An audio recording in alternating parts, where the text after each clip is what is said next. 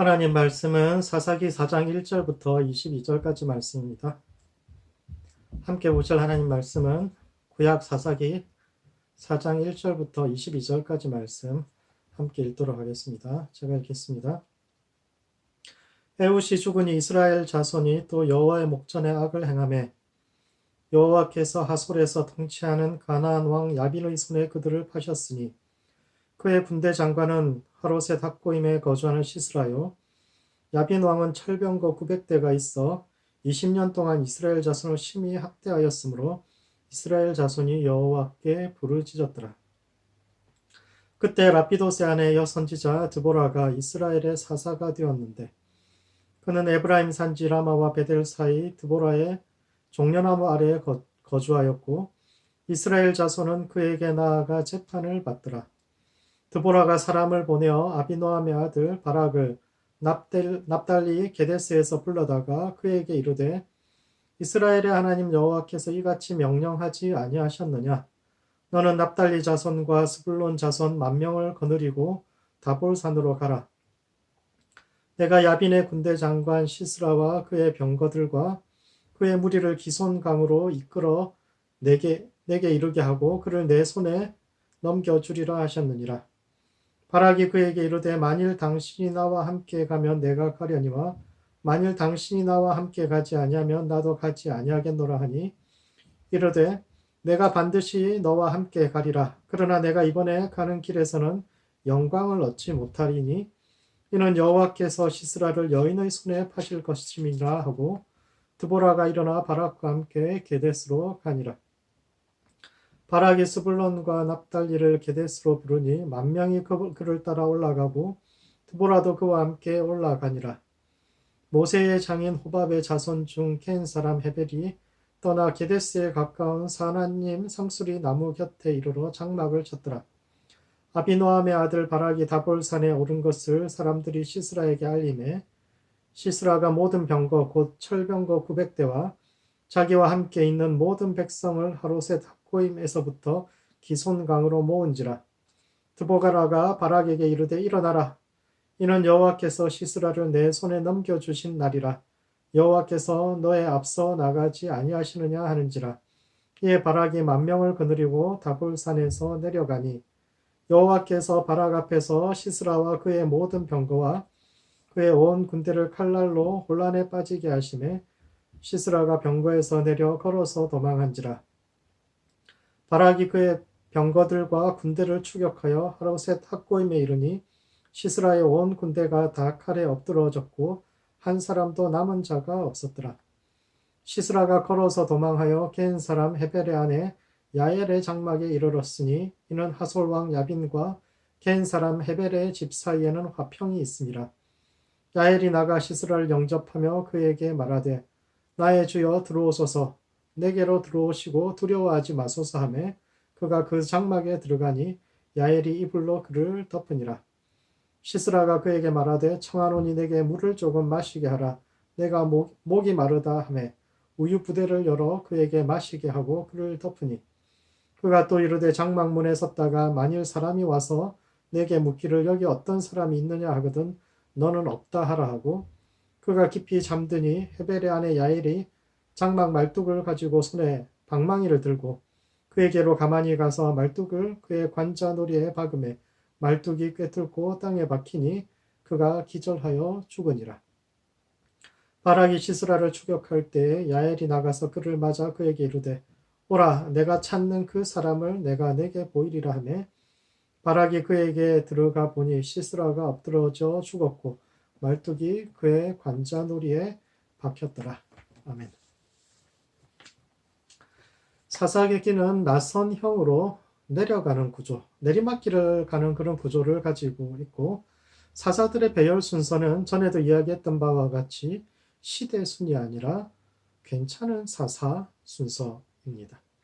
믿음이나 삶의 여러 측면에서 최초에 등장하는 온니엘이 가장 모범적인 사사이고 마지막 사사인 삼손은 누구보다 뛰어난 힘과 재능을 가졌지만 결과적으로 볼 때는 백성들을 깨우고 시대를 깨워서 이스라엘을 구원하는 데 이르지 못한 실패한 사사라 할 수 있습니다.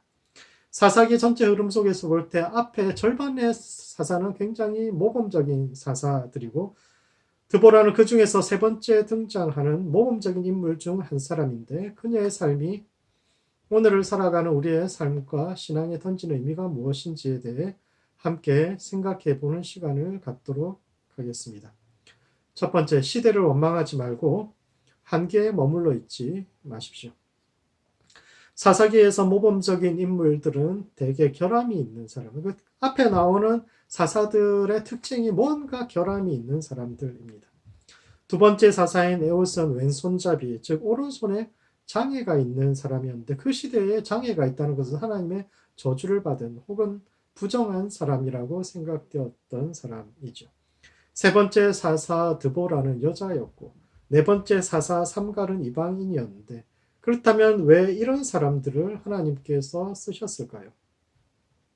사사기에도 뛰어난 지도자들이 많이 나옵니다. 기드온이나 삼손 같은 사람들 뛰어난 용장들이고 용사고 영웅들이죠. 그런데 왜 그런 이들보다도 이들을 앞서 기록해 놓았을까? 드보라 이야기가 사사기 전체에서 차지하는 위치와 의미가 무엇일까를 생각해 볼 때 이는 첫 번째 참된 역사의 발전과 진보가 어떤 것인지에 대해 질문하고 있습니다. 세상은 시간이 지나면서 점점 발전하고 있을까요? 아니면 후퇴하고 있을까요? 세상이 진보한다는 것, 발전한다는 것은 어떤 뜻일까요? 오늘날 사람들은 과학과 기술의 발전이 더 나은 세상을 만들어 줄 것이라고 생각합니다. 돌도끼를 쓰던 시대의 사람들하고 스마트폰을 들고 다니는 오늘날의 사람들의 인류는 같은 인류라고 생각하기 힘들다고 생각하죠. 우리는 이전 시대가 상상하지도 못했던 놀라운 축복을 누리며 살아가고 있습니다. 백성의 90% 이상이 농업에 종사하면서도 대부분의 백성들이 하루 두 끼 먹기도 힘들었던 그런 시대가 끝이 나고 더 이상 굶주림과 기아가 아닌 비만이 이 시대의 가장 큰 질병이 될 정도로 우리는 굉장히 놀라운 발전과 성장을 이룬 시대를 살아가고 있습니다. 그러나 과연 물질 문명이 발전했다는 것이 세상이 좋아졌다는 뜻이 될 수 있을까요? 돌도끼 쓰다가 스마트폰, 그 도구가 달라졌다는 것이 세상이 발전했다는 것의 증거라고 이야기할 수 있을까요? 과학과 기술의 발전이 정말 오늘날 우리에게 행복을 주고 있는지 생각해 보아야 합니다. 인류의 발전의 획기적인 전환점이 된 사건으로 농업혁명과 문자의 발명을 들 수가 있을 것입니다. 농업의 발전으로 인류는 더 이상 떠돌아다니지 않고 한 곳에 머물러 살게 되었으며 필요한 것보다 그 이전에 수렵하고 채집하며 살던 시절에는 그때그때 필요한 것만 가져다 따다가 살았지만 이제 농업을 하면서 필요한 것 이상으로 축적할 수 있는 잉여 생산물이 생길 수 있는 그런 시대를 살게 되었죠. 그리고 문자의 발명은 기억과 구전으로 전승됐던 지식을 기록으로 남김으로써 지식 자체가 축적이 가능해지게 되었고 이는 이후 인류가 발전할 수 있는 토대가 되어 주었습니다. 그렇다면 이 두 가지 사건, 농업혁명과 또 문자의 발명이란 이 두 가지 사건이 정말 사람들의 삶을 더 행복하게 만들어 주었을까요? 인류학자들에 따르면 수렵과 채집 시대를 살아갔던 사람들의 하루 평균 노동 시간은 6시간 정도였다고 생각합니다. 사냥하고 열매 따고 이런데 하루 평균 6시간 이상 일하지 않았고도 그 사람들이 충분히 잘 먹고 잘 살았습니다. 그런데 농업 시대가 되면서 기술이 발전하고 세상이 더 발전했는데 사람들의 노동 시간이 늘어납니다. 하루 8시간에서 10시간, 바쁠 때는 12시간도 일을 하게 됩니다. 사람들은 더 많은 시간을 노동했고 그래서 그러니까 그전 시대와는 다르게 자신들이 쓰고도 남을 만큼 그래 창고에 쌓아둘 수 있을 만큼 많은 식량을 거두게 되었지만 그렇다고 해서 그 사람들이 그것을 전부 다 자기가 갖게 된 것은 아니죠. 남은 식량들은 대부분 힘 있는 소수의 사람들이 차지하고 대다수의 사람들은 오히려 수렵하거나 채집하던 시대보다도 더 못 먹고 더 못 사는 시대가 열렸습니다. 요즘은 뼈를 분석해 보면 그 시대 사람들이 무엇을 먹고 살았는지 그 사람들이 건강했는지 어떤지를 모두 다 평가해 볼 수 있는데, 농업혁명 이전 시대의 이후 시대의 사람들과 농업혁명 이전 시대의 사람들을 비교해 보면 농업혁명 이후 시대의 사람들이 더 건강하지 않았다라는 결론이 나옵니다. 분명 일도 더 많이 하고 생산도 더 많이 했지만 손에 쥐는 것은 더 적은 아주 이상한 시대를 사람들이 오랫동안 살아왔습니다. 그리고 그 과정에서 가장 큰 역할을 했던 것이 바로 문자입니다. 문자는 오랫동안 소수의 독점하에 있었고 지식을 가졌던 현자들, 똑똑한 사람들은 그들의 능력을 백성들을 위해 사용한 것이 아니라 역사의 대부분의 시간 동안 그 현자들은 힘 있는 사람들을 위해서 자신들의 지식을 사용해 왔습니다. 지금도 그렇지 않습니까? 의학이든 법학이든 경제학이든 전문가들 중에서 그들의 지식을 백성을 위해 정말 그것을 위해서 사용하는 사람들이 얼마나 있습니까? 오히려 많은 경우 어려운 용어를 써가면서 백성들의 삶을 한계 싣고 사람을 구분짓는데 당신들이 이것도 몰라 하면서 더 높은 사람과 더 낮은 사람을 구분하는데 자신들의 지식을 사용하고 있지 않습니까?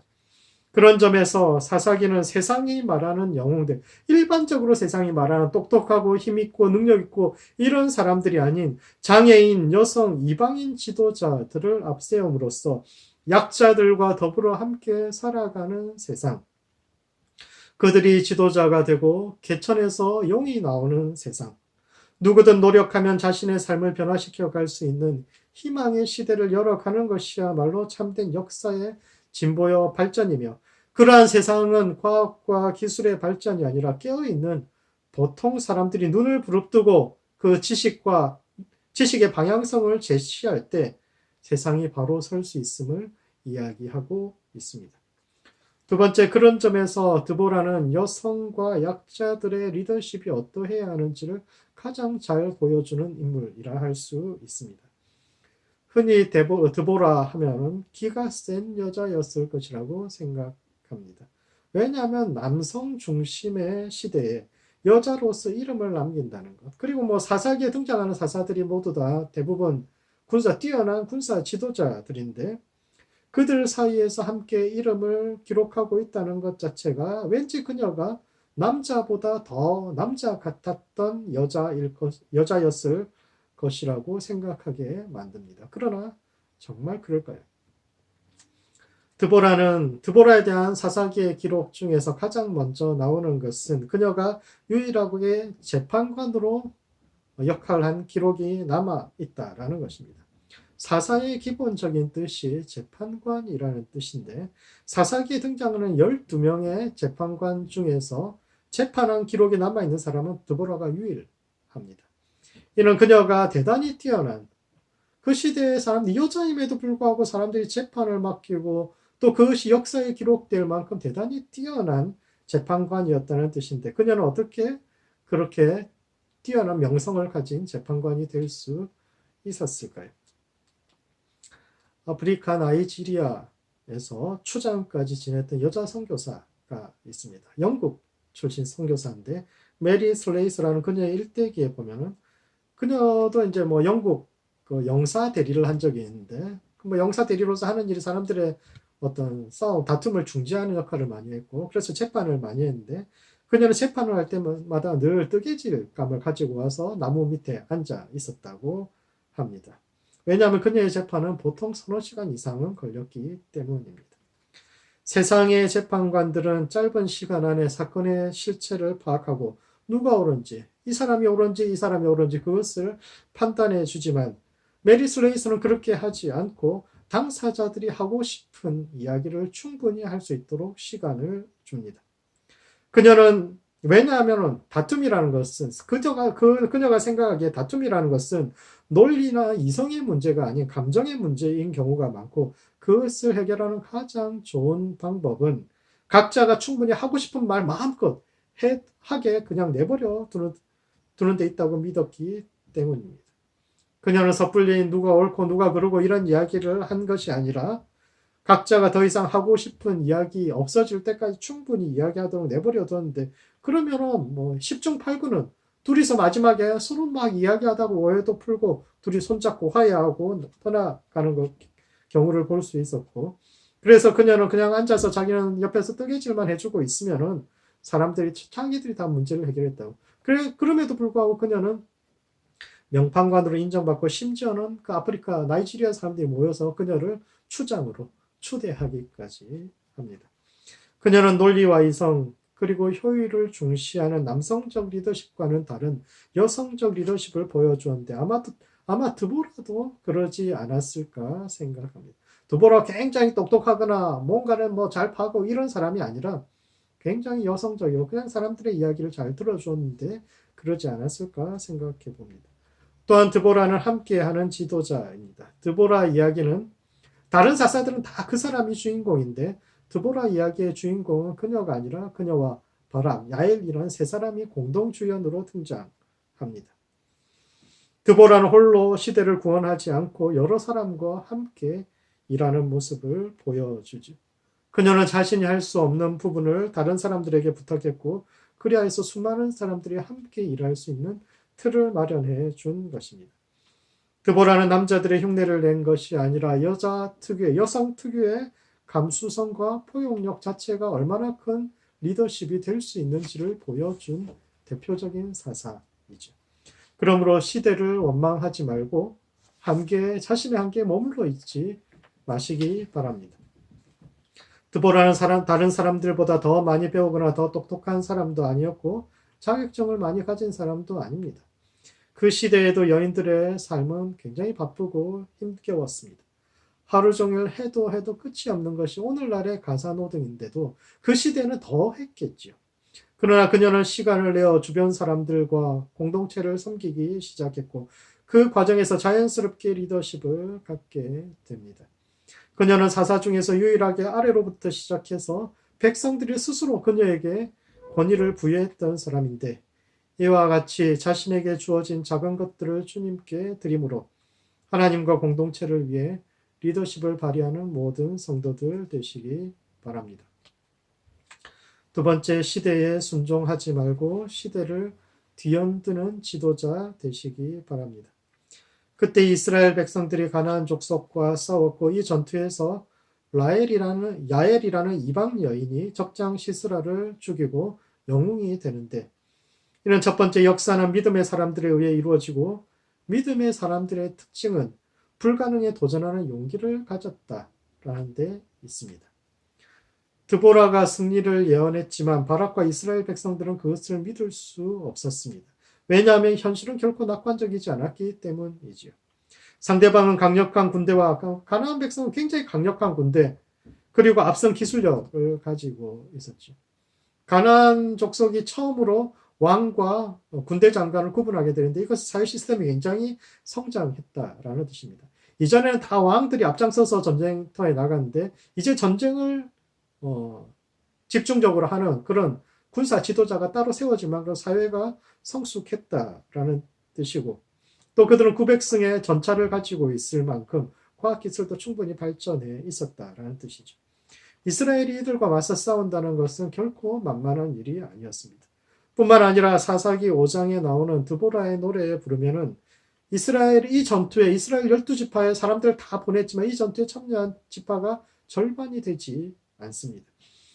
대부분의 지파들이 이런저런 이유를 들어서 가나안 족속과는 싸우지 않는 것이 좋겠다고 그들과 싸우는 것은 승산이 없는 무의미한 희생이라고 주장하면서 오지 않았습니다. 그나마 이스라엘 백성들이 그 전투에서 승리할 수 있었던 것은 때맞춰 내렸던 비 때문입니다. 비가 오지 않아야 할 시, 전투가 큰 평원에서 벌어지는데 그 평원에서 마주 보고 있던 그 전투의 날에 비가 오지 않아야 할 시기에 비가 오면서 그 땅이 전부 다 진창이 되면서 적들의 가장 강력한 무기인 전차 부대와 기병들이 무용지물이 되었기 때문에 이스라엘 백성들이 기적적으로 승리할 수 있었죠. 그러나 이를 뒤집어 생각해 보면 전투 당일 이전에 이스라엘 백성들은 스스로 생각해도 이길 가능성이 거의 없었다라는 뜻입니다. 많은 지파들은 그런 상황을 잘 알기 때문에 기존에 해오던 대로 저들이 원하는 것은 다 들어주면서 그러면서 평화롭게 지내자고 사이좋게 지내자고 최소한의 존엄도 유지하지 못하는 상황이지만 그래도 죽는 것보다 낫지 않느냐고. 그러니까 그냥 받아들이며 그냥 그렇게 살자고 주장했지만 드보라는 그것을 거절합니다. 드보라는 남들이 불가능하다고 이야기하는 속에서도 하나님이 함께 하시면 우리가 이 어려움을 이겨낼 수 있다고 믿었고, 이는 야엘도 마찬가지입니다. 드보라 이야기는 딱 절반이 드보라에 관한 이야기고 그 후반부는 야엘에 관한 이야기인데, 그 야엘 이야기에는 그 시대 여인들의 삶의 단면을 잘 보여주고 있습니다. 전투에 패배한 가나안의 군대 장관 시스라가 야엘의 장막에 들어갔는데 그때 야엘의 남편은 어디에 있었을까요? 그 시대 사람들에게 남자의 장막과 여자의 장막은 엄격하게 구분되어 있습니다. 지금도 중동에서 여인들의 공간인 하렘에는 남편과 아이들만 들어갈 수 있습니다. 자기 자식이라도 성인이 되면 함부로 들어갈 수 없는 곳이 하렘인데, 그곳에 외간 남자가 들어가 잠을 잔다는 것은 당시 문화에서는 있을 수 없는 일이지요. 시스라가 목이 말라서 양의 젖을 먹고 잠들었다거나 야엘이 장막 말뚝으로 그의 관자놀이를 찍어 죽였다라는 것은 모두 성적인 비유로서 평상시에 헤벨의 가족들이 그들로부터 얼마나 큰 모욕과 수치를 받으며 살아왔는지를 상징적으로 드러내는 사건들입니다. 중국과 몽골 초원의 관계를 가만히 생각해 보면 거란, 여진, 몽골 등 유목민들의 숫자가 불어나면, 그 초원에 살던 사람들의 숫자가 불어나면 먹고 살기 힘든 그 사람들이 결국은 장성을 넘어서 중국을 침략하기 때문에 중국은 주기적으로 그들이 그렇게 불어나기 전에 먼저 장성을 넘어가서 유목민들을 약탈하고 그들의 숫자를 줄여왔는데 그때의 잔인함이란 이로 말할 수 없습니다. 유목민과 정주민의 사이가 늘 그랬는데 가나안 족속과 헤벨 간의 관계도 그렇죠. 아마도 야엘의 남편이나 그 부족의 남자들은 가나안 족속의 보복이 두려워서 늘 해오던 것처럼 그들에게 자신들의 가장 좋은 침대를 내어주고 뒤로 물러서 있었을 텐데 그때 야엘이 나서서 시스라를 죽입니다. 그녀는 지렁이도 밟으면 꿈틀한다는 사실, 자신은 스스로의 삶을 결정할 자유가 있는 존재임을 보여주고 그렇게 운명과 세상에 대해 저항하는 것을 보여주는데 성경은 그것을 지지하고 있습니다. 두 번째, 드보라와 야엘은 공통적으로 시대의 터부를 넘어서야 한다는 것을 보여주고 있습니다. 드보라와 야엘이 한 사람의 주체로서 살아가기 위해 해야 했던 가장 중요했던 일은 자신들을 규정하고 한계에 짓는 시대의 터부들을 넘어서는 것이었습니다. 드보라는 여자라는 한계, 무지하고 평범한 사람이라는 한계를 극복해야 했고, 야엘은 나아가 신앙적인 터부마저 깨뜨리며 나아갑니다. 야엘은 하나님의 이름으로 맹세한 평화의 약속을 깨뜨렸습니다. 그때 가나안 왕 야빈과 켄 사람 헤벨 사이에는 화평이 있었는데 이는 자신들이 믿는 신들 앞에서 맹세한 조약을 뜻합니다. 서로가 서로를 침략하지 않고 외부의 위협에는 공동으로 대처하자는 약속을 하나님의 이름으로 한 것이 그 화평의 약속인데 그녀는 그 약속을 깨뜨리고 시스라를 죽입니다. 그녀는 하나님 앞에서 했던 그 부족 전체가 했던 약속과 맹세를 깨뜨린 여자입니다. 흔히 우리는 하나님 앞에서 한 약속은 그것이 해로울지라도 무조건 지켜야 한다고 믿지만 본문은 그런 견해를 비웃습니다. 야엘은 정의에 기반하지 않은 평화를 강요하는 것은 폭력이요, 오히려 야엘의 폭력이야말로 평화를 깨뜨린 것이 아니라 정의와 평화를 회복시킨 영웅적인 행동임을 이야기하고 있습니다. 세상은 대개 강자에게 관대하고 약자에게 가혹합니다. 여자에게, 젊은 것에게, 없이 사는 천한 것에게는 온갖 의무를 지우면서도 가진 자, 지도자, 어른들의 잘못에는 면죄부를 주는 것이 세상인데 성경은 이와 반대로 야엘의 행동을 지지하고 있습니다. 그러므로 오늘 나의 은사와 재능을 발휘하지 못하게 하는 터부, 내 마음속에 어떤 한계들이 있다면 그것을 깨뜨려 버려야 합니다. 이 시대에도 여인들이, 약자들이 제 역량을 발휘하지 못하게 하는 한계와 터부가 있다면 교회 안에서부터 그것을 깨뜨려 가야 합니다. 우리가 전통이라고 믿고 있는 것들이 젊은이들과 여인들의 가능성을 제한하며 그들이 자유롭게 하나님을 따라가게 하는데 방해가 되고 있지 않습니까? 시대와 문자에 순종하지 말고 진리와 하나님의 뜻에 순종하는 모든 성도들 되시기 바랍니다. 말씀을 정리하겠습니다.